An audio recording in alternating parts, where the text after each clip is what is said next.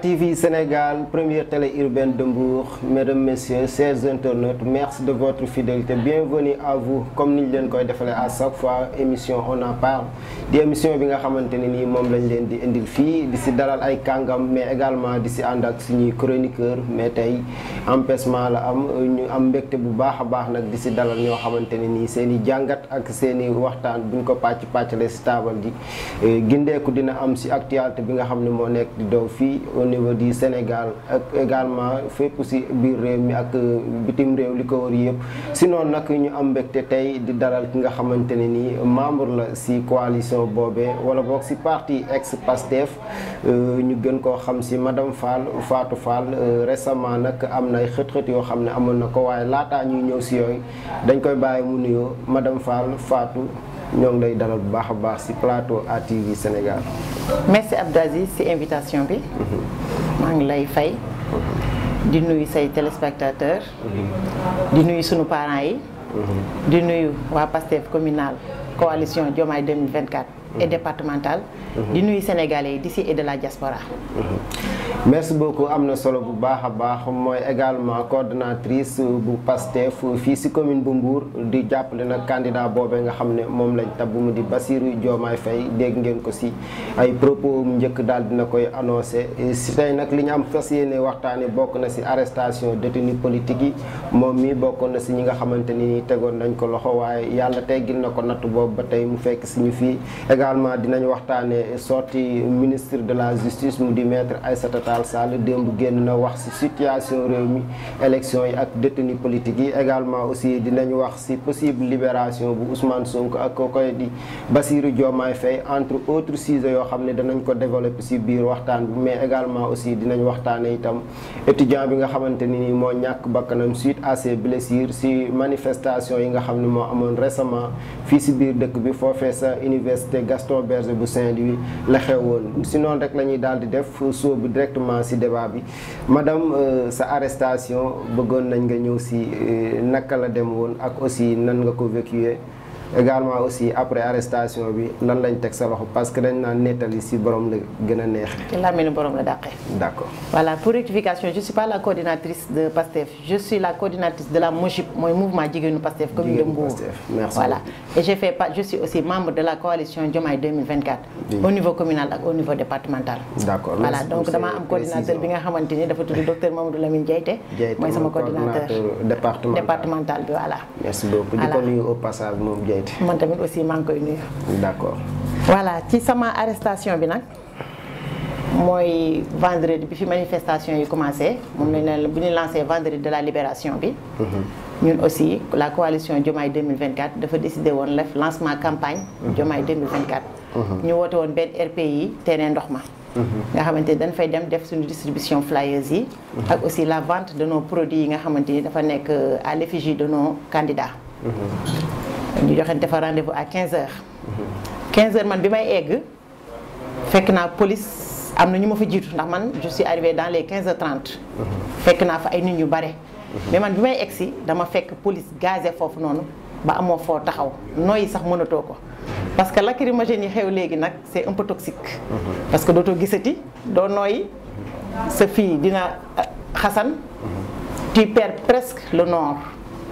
biñ toogee foofu noonu ñu ñuy chargé ak lacrymogène yu bare yi xale yi tamit daal di tasaaroo nekk ci koñ yi à un moment sama coordinateur docteur Mamadou Lamine Diaye te jël responsabilité am dem gis les policiers am na lu mu waxtaan ak ñoom bi mu waxtaanee ak ñoom ba pare après ñoom ñu départ dem après ñu ni c'est bon ñëpp dajaloo ci terrain bi biñ dajaloo ci terrain bi ñu ni léegi nanu marche vers la préfecture bu demee foofu noonu xëy na préfet génn ñu waxtaan ak moom biñ demee ñu dox dem ba buntu préfecture ñu taxaw chanter hymne national bi ñu chanter hymne national taxaw na ay quelques minutes préfet génn ñu nit ñi préfet nekku fi ci leen taxawaatee rek policiers yi daal di egsiwaat gazé waat ñu bind gazé nag man daanaka fa laa séparé woo ak la masse bi ma séparé woo ak la masse ma dem toog buntu hôtel Coco Beach parce que boobu tu perds le nord parce que lacrymogène saf na saf bi nga xamante ni tu pourras pas continuer man ci laa séparé wu ak tout le monde et je suis restée seule bi ma toogee foofu noonu ba retrouver mes esprits ma daal di commencé dugg ci koñu marché yi pour xool nu may dellu suwee terrain ndox mi ndax man terrain ndox mi laa garé woon sama oto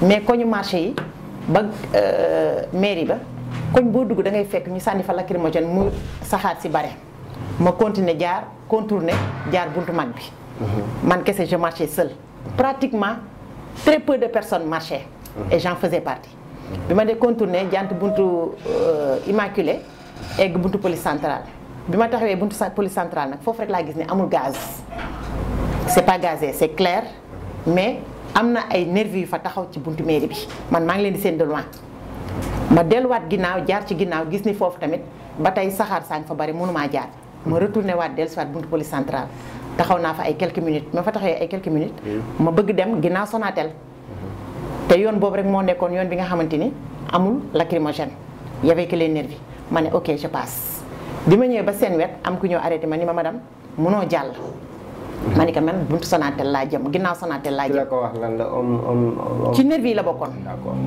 ci nervi yi la bokkoon parce que ci seen groupe la génnee. bi ma ni madame mënoo jàll ma ni ko mais man ginnaaw Sonatel kese laa jëm. te fee ci ginnaaw dafa bëree lacrymogène. est-ce que mën nga ma accompagner ma jàll. mu ni ma waaw jàllal. moom mu yóbbu ma ba à mi-chemin. mu ni ma continuer ba ci buntu mairie bi mu ni ma continuer bi ma nee continuer ak sama téléphone bi muy sonné may rocc sama téléphone di wuyu rek ci laay dégg ku naan elle est de Pastef nangam taan leen ndayam. si ñooñ nga tudde nervi wala si force. ñoom laa tudde nervi parce que y avait pas de force de l'ordre. Force de l'ordre yaa ngi leen di xàmmee ak seen ay tenues. Y avait pas un homme qui avait un tenue. C'était des grands gaillards. Des gros gras. De gros bras. Armés de machettes. ñii yore ay bant. ñii yore am na ñu yore ba yore tuyau bi climatiseur di évacuer ndoxam am na sax ñu ko fa yore. biñ defee noonu. un gars que j'ai bien reconnu mais je connais pas son nom parce que man xaw ma leen. mu ñëw ni ma téye ma. fekk sama téléphone di may wax sama téléphone rek mu ni roccet sama téléphone bi mu ne roccet sama téléphone sama loxo fekk may wuyu. une dame qui habite à Joal ku tudd Mati. man nag sama téléphone boo ko ubbee. tout le monde qui fait partie de Pastef toute personne qui fait partie de Pastef su ma bindee sa tur damay bind sa sant bind Pastef bind commune bi nga bokk.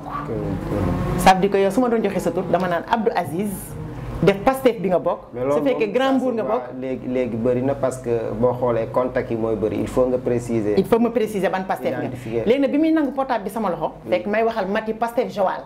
rek mu ni ah yow koy kon li ñuy wax dëgg la tel. dóor fii. fi muy demee ba may dóoraat beneen am ñaari gros bras yu ñëw arrêté ni ko non kii jigéen la doo ko dóor. D'accord. mais ñaar ñooñu kese mënuñu maa protéger parce que tout le groupe ñëw nañu ne ci doo ko dóor doo ko kii jot naa fa ay coups. am kenn ku rocceeki ni ma madame demal sa yoon bi ma nee demal sa yoon may traversé pour demaat waa ji xëccaat ma ni ma doo dem dama lay góor jaasi ndax yow man sama ñaari bëñ dañ koo yàq. te sa doom yi ñoo ko yàq il faut ma fayee ko ci yow ñooñu nag ni ko doo ko dóor bi na nee doo ko dóor ñu diri ma dugal ma ci biir jardin mairie bi tegal ma chaise bi ma duggee ci biir jardin mairie bi tegal ma chaise am ñu ma fa fekk ñu jóge ci biir mairie bi ñu ma xàmmee ñu ñëw ni ma kii du madame Fall te di yow conseillère nga ma ni waaw ñu ni ma yow maire bu doy na yow nekk conseillère yow yaa bëgg taal mairie bi yaa may dégg accusé ma tout de suite de ça. parce que liñ dafa gis si heure instant boobu noonu ak moment yi nga xamante ni. voilà tension bi mu commencé woon jóg moo tax ñu accusé la loolu. voilà ñu accusé ma loolu. créel ma fa nag un problème bi nga xamante ni ça dépasse l'entendement am na ku wax ba ni sax man maa ñëwoon këram il y a 2 jours dugg fa. des hallucinations quoi. que une personne que tu n'as jamais vue ni d'Adam ni d'Ève mu ñëw ni kii moo duggoon sama kër bërki démb di fa troubler je sais pas pourquoi.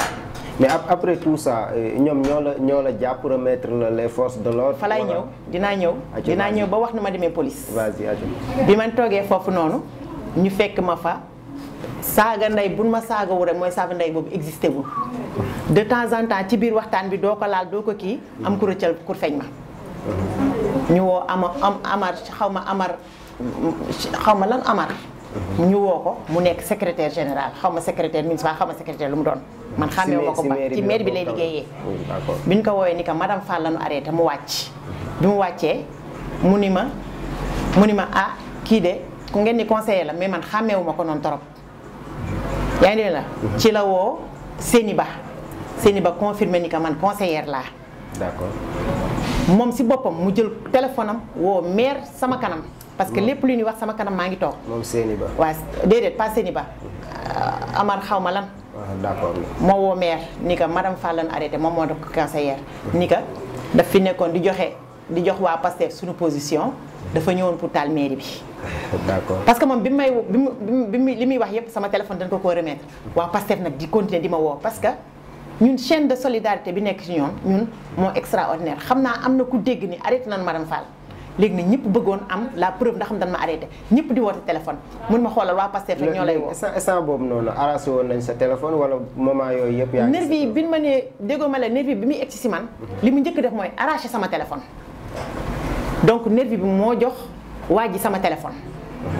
waa ji nag li mu yore sama téléphone yeeg sama téléphone n'arrête pas de téléphoner de sonner parce que déjà ñoom bi ñu jël sama téléphone maa ngi nekk en communication avec un membre de Pastef xam nga kooku moom elle a vécu l'arrestation en direct ak man. donc je suis sûre que elle a appelé d'autres personnes en leur disant que madame Fall arrêté nañ ko à ce moment là sama téléphone nag n'arrêtait pas de sonner mu naan ma yow waa Pastef rek ñoo lay woo ma ne ko waaw waa Pastef rek ñoo may woo parce que man je fais pas partie de Pastef. je fais partie de Pastef donc man du lu may nëbb. saaga ndey nan ma fa de temps en temps ñu jox ma fa ay kurfeñ def lu leen neex. bi ñu defee loolu pare ñu woo maire Cheikh Issa Sall sama kanam. oui amoon monsieur moo ko woo. ni ko danoo arrêté sa conseillère bu ñuy wax madame Fatou Fall. Cheikh Issa ni ko yóbbu ko à la police. bëgg nañ aussi wax comme que waa Pastef la ñuy wax ba léegi. coalition Diomaye 2024. coalition Diomaye 2024 d'accord mais ba tey képp koo xam ne si Pastef la bokk rek jàpp naa ne si coalition boobu noonu la bokk si ñu bokk si ñooñu Ngagne Demba Touré xam nga ko bu baax. gannaaw 6 mois yoo xam ne dafa exilé wu dem Mali si mandat d'arrêt boo xamante ni tegoon nañ ko si ndoddam di ko wër. dimanche la ñëw 4 jours la fi def tey ñu tegaat ko loxo ce matin mu nekk information boo xamante ne nii jaaxal nañu bëree bëri ak moment yi nga xam ne toll nañ ko ci situation détenu politique yi moom nag gannaaw bañ ko dégluwee ba pare yi ñu koy jàpp yi ñu koy topp bëri na 5 chefs d'accusation la bokk na ci association de malfaiteurs oui association de malfaiteurs moom lañ koy toppee ak trouble à l'ordre public ak li nga xamante ni aussi moo di outrage à magistrat ak leneen loo xamante ni maanaam daal yi ñuy toppi Ousmane Sonko xëy na ñaar lañ ko ci teggil muy vol de téléphone bi nga xamante ni seen njiit Ousmane Sonko defoon na ko mais yeneen chef d'accusation yëpp booy xool teg nañ ko ci ndoddam mu nekk lu bett sénégalais yu bëri loolu noo leen ko dunda yéen ñi nga xam ne yéen a nekk ci coalition Diomaye 2024. bon arrestation Ngagne Demba nag yaa ngi naan bett nañu bëri ñun bettuñu. ah bon bah oui. kon pourquoi on n'a pas arrêté qui n'a pas été arrêté. pourquoi Ngagne Demba ferait l'exception. ce moment quand même xam nañ ne arrestation bi mën nañ ne avant 6 mois wala 5 mois warul woon naa mën a bett kenn mais léegi apaisement bi nga xam ne moo am seen membres yu bëri bàyyi nañ leen. mais les gens ils continuent d'arrêter les gens hein. parce que manifestation yi passé on n'en parle pas parce que on est tellement dans l'euphorie des détenus qui sont libérés que ni nit ñi ils oublient de parler les nouvelles arrestations. manifestation yi passé il y a des personnes qui ont été arrêtées donc moom su la nee moom libéré nañ ñi jàppal ne am na ñu mu arrêté ñu bees. voilà les gens nag on n'en parle pas parce que ñu ngi nekk ci contentement ak euphorie libération bi mais jàpp Ngagne Demba Touré ñun ça ne nous surprend pas. mais kon seeni wax xëy na dafay xaw a jiwaatloo benn côté parce que man votre porte-parole. Maître Abdoulaye Tall tey dégg naa ko mu ne arrestation bi nekk na loo xamante ni surprendre na leen si benn télévision. oui mais Ngagne Demba on ne sait pas que de toute façon arrestation bi ça va nous profiter. Comment? Mais attends, les greffiers, ils vont s'y mettre. ñëpp a ngi dugg ci combat bi. jusque là les greffiers dugg ñu ci woon. attends madame Fall bul jaawale liggéey bi nga xamante ni nii moom la Ngagne Demba Touré di def en tant que greffier ak aussi homme bi nga xamante ni dafay politique yooyu aussi il faut ñuy séparer. mais c'est lié quand même. c'est lié. c'est lié. comment tu peux pas les séparer. waaw comment. voilà c'est un greffier qui fait de la politique. mais lañ ko mënoo leen séparer. lañ ko jàpp est-ce que da doon ñaxtu ci wàllum greffier wàllum justice. non ñaxtuwul ci wàllu justice. mais liñ ko jàppee tamit teguñu ko ci yoon. parce que Ngagne Demba deful dara li nga xamante ni dañ ko war a topp. mais kàddoom yi rek ba muy mujjee génn kàddu yooyu noonu réyoon na quand même fii Sénégal ba mu fiy wax mooy ba ñuy jàpp seen maire boobu noonu Bilal Diatta. Bilal kàddu yi nga xam ne yëkkati woon na ko moom Ngagne Demba loolu moom surprendre woon kenn man boog surprendre woon dans les prochaines heures dinañ ko woow. waaw mais d'accord ok tu me donnes le cas de Ngagne Demba. Je te donne le cas du maire de Parcelles Assainies. Qu'est-ce qu'il a dit lui? Il n'a pas ouvert la bouche. Donc bul wax ni dëkk bi kàddu moo tax ñu jàpp la am na ñi nga xamante ni waxuñu. Maimouna Dièye qu'est-ce qu'elle a dit? non bëri na ñoo xam waaw dégg kon boo ma waxee ni kii lii moo tax ñu jàpp ko. wax ma keneen ki lu tax ñu jàpp ko. parce que soo nee kii dafa wax ñu jàpp ko waaye ñu noppi lan moo tax ñu jàpp leen. Leur seul tort et leur seul crime c'est de faire partie de Pastef. C'est leur seul tort et leur seul crime. À part ça, il n'y a rien. Le droit de manifester, c'est inscrit dans la Constitution. Le droit di ñaxtu dañ ko wax charte nday réew mi moo wax ni suñu amee lu naq di ñu génn ñu wax ko. Te manifestation ñu encadré bu ñu ko encadré benn problème du am. Je prends exemple ci manifestation bi amoon Mbour bi ñu ñëwee gazé ñu séparé ñu dem mais quand ils sont partis ñun on a marché terrain ndox ba marché y a rien qui s'est passé. Il a fallu que les policiers yi egsi gazé ñu. Tant que amuñu gaz y a rien c'est calme nit ñi dañuy dox ba sonn taxaw def leur discours ku nekk ñibbi mais soo ñëwee fekk ay xale yi nga xamante ni ñi mag nañu ñi maguñu ñi am na responsabilité ñi amuñu responsabilité parce que ñi daje ci groupe yëpp mënoo leen maîtriser. Si. Voilà donc soo ñëwee gazé leen da nga leen di radicaliser c'est là où les combats naissent. Voilà donc Ngagne Demba Touré c'est pas un criminel c'est pas un voyou këppul kees waxu fi lu nga xamante ni kenn waxu ko fi woon. waxu fi lu fi Macky Sall waxul woon avant les gis nga les paroles de Ngagne Demba Touré yii nii jël ko nga yóbbu ko ci en 2000 bi mag en 2011 bi Macky Sall di laaj nguur bi tu vas entendre les mêmes paroles voilà donc soo ma nee Ngagne Demba li mu wax moo tax ñu arrêté ka donc wax ma Jamil Sané lan la wax ba ñu arrêté ko bokkul c'est la même chose discours Ngagne Demba dafa nekk discours bu dur boo xamante ne nii defoon na ko bokkul ak ñeneen ñi loolu dama la koy nangul am na si yéen ñoo xamante ne ni xëy na ay poste yu ndaw lañ leen jàppee loolu mën nañ ne am na ñu deful poste ah bon Jamil Sané n'a pas fait de poste kon lan lañ ko jàppee je ne sais pas xam va savoir xamuñu parce que toujours les mêmes rengaines participation à une manifestation non autorisée trouble à l'ordre public c'est xaw ma sax outrage au chef de l'État. Voilà outrage genre yooyu noonu. outrage voilà article yooyu noonu daal à partir de 55 ba article 80. voilà moom la ñuy topp ñu si bëri. voilà administration outrage à magistrat ak offense au chef de l'État. genre yooyu noonu bëri na si. yéen waa Pastef instant bii nii est-ce que am na ñoo xamante ni bokk na si yéen ñu des si kaso bi ba léegi nii ak récente manifestation yi am est-ce que am na ñoo xamante ni teg nañ leen si loxo. sur 1800 détenus il a libéré 334 détenus. nguur gi moom nee na 500 détenus ñoom ñoo am. ah ben c'est pas le ministre c'est pas ce que le ministre a dit hier. Le ministre a dit 334 détenus. lañ libéré léegi nag démb nag am na libération yu bees. mais bon jusqu'à présent. jusqu'à hier tey awma ci ay nouvelles. Dakar 3 libérations ñoo fi génn démb mais tey awma ci benn. si yéen seen camp Pastef laay wax.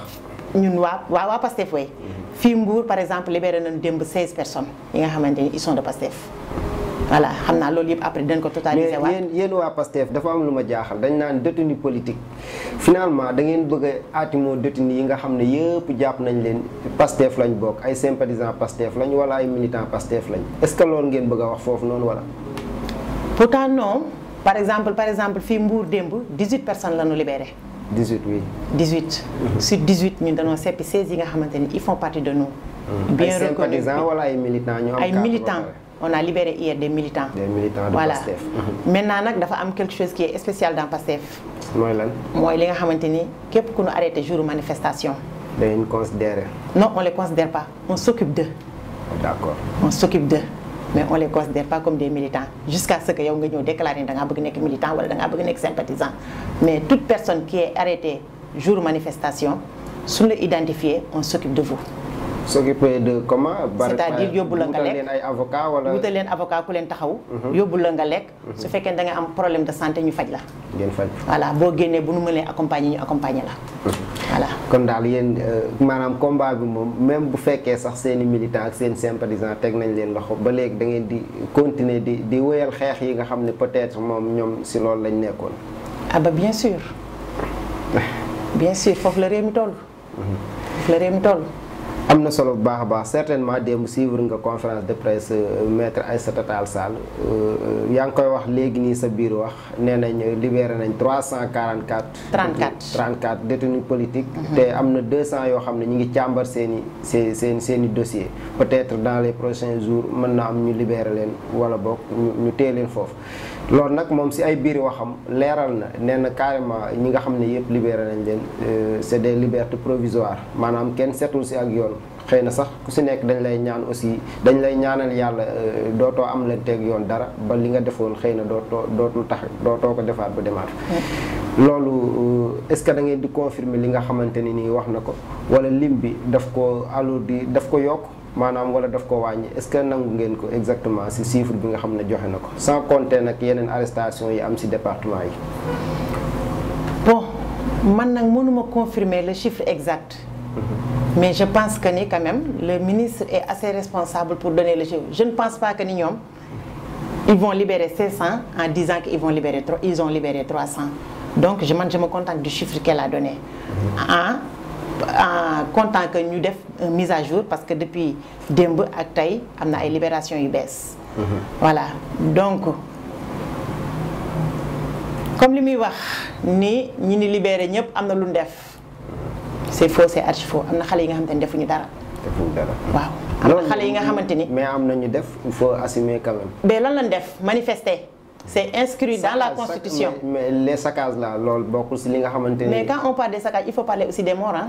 Oui, d'accord. C'est quoi le plus important? Parce que les gens se focalisent sur le saccage en oubliant en faisant exprès de ne pas parler des morts. morts yi dañ ñun boog à chaque fois suñu débat dañ koy soulever. Voilà. Peut-être nag justice moom ni muy doxee moom moo xam ni muy doxee mënoo leen imposer te aussi mënoo teg pression xëy na si ñoom bañ dérouler seen travail comme ñun ñu nekk personne lambda yi ni ñu ko bëggee mais ñoom li ñuy doxalee souvent ñun moom à chaque fois dañuy wax si saccage mais morts yi aussi nit ñi ñu ngi siy wax. Voilà donc je pense que on doit plutôt parler plus des morts même su fekkee justice bi il parle plus des saccages. Nous, on doit les ramener à parler des morts. Parce que les personnes sont beaucoup plus importantes que les objets. Mais yéen ñi bokk ci kujje politique doo leen wax mukk ci yàq yi ñuy yàq quand même. Il faut avoir l'habitude d'assumer quand même. Parce que les cocktails Molotov là nga xamante ni parfois jeunes yi ñoo koy def ak saccage yi nga xamante ni dañ koy def ak vol yi yooyu aussi il faut ngeen nangu di ko souligner. Oui, je suis d'accord. Je suis d'accord. Mais seulement que pourquoi ñun duñu appuyer foofu trop. Parce qu'il y a des personnes qui sont mortes. Et ça, c'est beaucoup plus important. Moi, je vais revenir toujours sur les morts. Parce que ku ci nekk da nga koy natt ci sa bopp. Ku ci nekk bu fekkoon sa doom lañ rey wala sa cousin. Tu vas plus bah oui. Et ces personnes-là qui sont mortes, ce ne sont pas des inconnus, ni des étrangers. Ce sont des Sénégalais qui sont nés ici, qui ont grandi ici, qui ont des parents qui sont ici. Donc il faut qu'on en parle. Moi, je veux importance parler de ces gens qui sont morts. Des handicapés, des malades, parce qu'il y a des personnes qui sont handicapées, hein? Il y a des personnes qui sont toujours malades, il y a des personnes qui ont perdu leur boulot, il y a des personnes qui sont disparues. Et tu me parles des dégâts matériels. Le matériel ne remportera jamais sur l'humain. léegi loolu yooyu noonu yëpp nga souligné ay handicapé ñoo xam ne ñàkk nañ seen liggéey. kan nga bëgg a joxoñ ko maanaam baaraam tuuma ne moom moo waral yooyu noonu yëpp. parce que bu fekkee le cas handicapé yi ngay wax souvent manifestants yi ñu bëri si manifestation yi la ñuy jëlee yenn gaañu yi parfois nag am na ay bal yoo xamante ni dafay dal nit ñi mais également ñoom dañuy gaañal seen biir kan nga bëgg a jox loolu raison.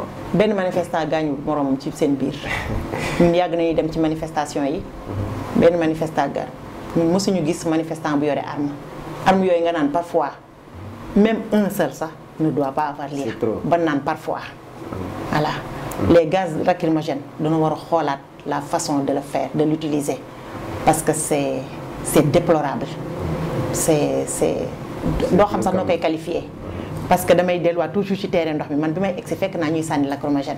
apaisement la ñu wax ci réew mi jamono jii nii bàyyi nañ ñu bëri peut-être xëy na bëgg réew mi dalaat la yéen aussi militants yi ñu ci bëri bàyyi nañ leen mais dañ leen di bàyyi rek ñu jubali ci médias yi le combat continue le combat continue maanaam ñoom lan lañ jàppe combat bi te est-ce que itam war na ñuy waxe ton yooyu noonu war a mën a beesewaat ci jamono joo xam ne ñëpp ñu ngi naan réew mi dañoo soxla dara. waaw arrestation yi nag 334 la sur 1800 détenus c'est de la poudre aux yeux pour l'instant. xam nga kañ lañ doon wax arrestation dëgg jeex kii libération yi jeex na dëgg-dëgg man ni arrestation yi libération yi 334 la sur 1800 détenus te bokkul lim bi gën a yokk lool parce que y a de nouvelles arrestations donc c'est de la poudre aux yeux.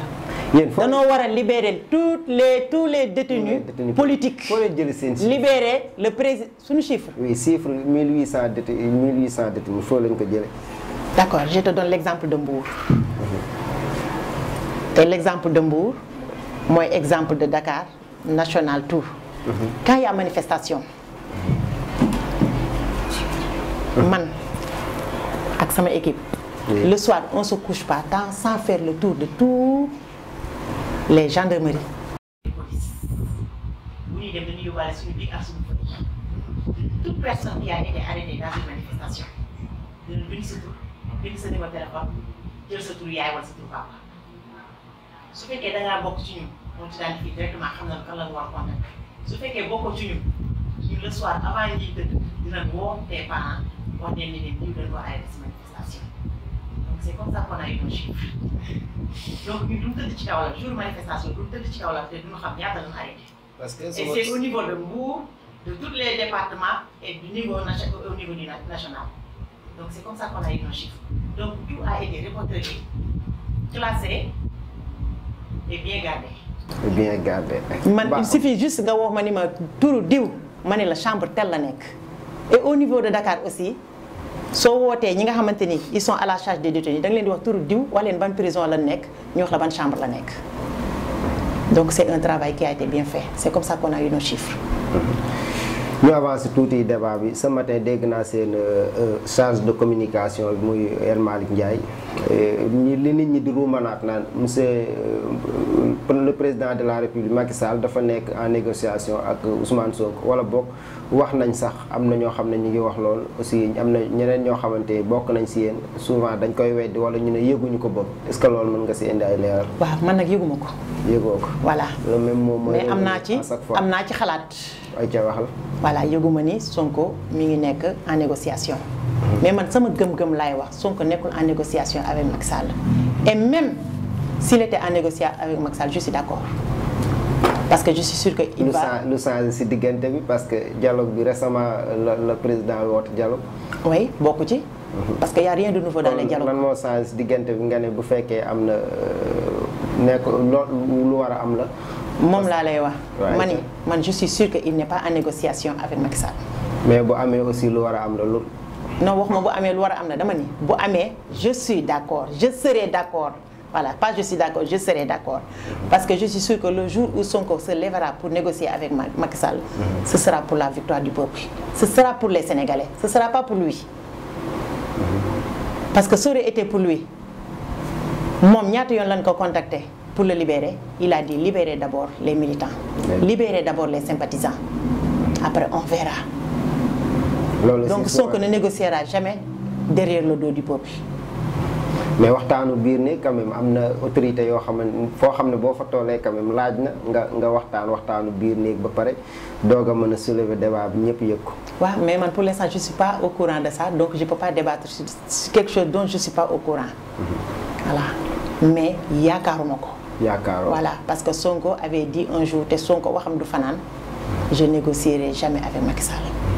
Et je suis sûr que le jour où il sera dans l'obligation de négocier avec Macky Sall, on sera au courant. Est-ce que le fait que ñu libéré détenus politiques yu bëri dafay firndeel ne Sonko ñenn ñi ñu ngi naan contacté nañ ko pour négocier pour sa libération mais dafa nañu libéré les détenus politiques ba pare. Est-ce que loolu day firndeel ne moom lañ def actuellement nii pour négocier ak moom après wala. moom laa lay wax. Je ne peux pas parler de quelque chose que je maîtrise pas et dont je suis pas au courant. Je ne sais pas si Sonko négocie ou pas, mais man sama ultime conviction mooy Sonko ne négocie pas avec Macky Sall. Voilà. Maintenant nag pour souci d'apaisement, calmer les choses, trouver xawma comment on l'appelle. Macky Sall est en train de libérer. C'est une bonne chose parce que ces gens-là n'avaient rien à faire là-bas. Beaucoup de gens n'avaient rien à faire là-bas. Voilà. Donc, moi, je ne peux pas parler de quelque chose que je ne maîtrise pas. D'accord. Voilà. Ba léegi dañuy xaw a des ci point boobu noonu libération bi am na ñoo xamante ne nii xëy na suñ ko libéré ba pare après dialogue bi nga xam ne le président annoncé na ko sortie yoom bi mujjee génn ñeneen ñi ngi wax loolu noonu. est-ce que tey jii nii bu fekkee tey loolu am na ñu dem ba libéré ko yéen da ngeen di compter pour dem dialogue wala amul loo xamante ne nii moom ngeen di dialogue actuellement. Bon loolu tamit man mënuma ci avancer. Si un jour Sonko sort et qu'il décidera d'aller au dialogue, je suis sûre qu'il va parler avec nous d'abord. Il va nous mettre au courant du pourquoi il va aller au dialogue. Et il va nous demander notre avis. Parce que c'est comme ça se passe chez nous. Quand il y a des décisions à prendre dans notre parti, Sonko doit contacter toutes les coordinations. Mu ne leen lii laay bëgg def lan moo ci seen xalaat coordination bu nekk joxe xalaatam donc si Sonko génn war a dem ci dialogue bi je suis sûr que il va nous contacter laaj ñu ci suñu xalaat su fekkente ni la majorité l'emporte il va aller au dialogue si la majorité ne l'emporte pas il n'ira pas au dialogue. D'accord nangul naa la sa position par rapport ak côté boobu noonu mais nag élection yi élection présidentielle yi nga xamante ne le président même moom moo woote woon décret pour ñu amal ko 25 février yaakaar naa 3 jours wala 4 jours moo si des léegi nag date boobu moom jàpp naa ne mënatul a am xëy na c'est fini voilà c'est fini si loolu noonu mais ça peut ne pas être fini hein. Comment ah pare ngeen est-ce que ils sont capables de tout mënoon toog ba xaaju bi ñun ñu élection yi gannaaw suba lay am. non loolu bu boobaa sénégalais yi duñu voté. mais tout le monde va aller voter. ah on n'aura pas le choix. suñ ko defoon yéen noonu leen def instant on va aller voter. Et nos représentants et les mandataires sont déjà prêts. mais vous avez pas les moyens quand même pour gagner. Qu'est-ce que vous appelez les moyens? Sympathisants yi am nañu voté quand même am na ñoo xamante ne dañuy voté ailleurs. ay raison la ñuy daw te yéen ñi nekk si kujje gi xam nañ seeni moyens. mais ñun on n'a jamais payé à un sympathisant. sympathisant bi moo koy jaral day jaral sympathisant yi ñun sympathisant yi ñu am daf leen ko jaral ñun militants yi ñu am daf leen ko jaral ñun da ngay gis ñuy jóge Europe ñëw spécialement en Afrique au Sénégal pour massifier da ngay gis ku man par exemple j'ai quelqu'un qui habite à Kédougou moom il pouvait changer son bureau de vote parce qu'il travaille à Mbour mais moom nee na foofu noonu tellement la chose est un peu faible. moom benn voix am boobu du ko xeeb dem yóbbu ko ba Kédougou sànni ko fa pour yëkkati ñooñu. donc du ñun ce sont les sympathisants da leen koy jaral.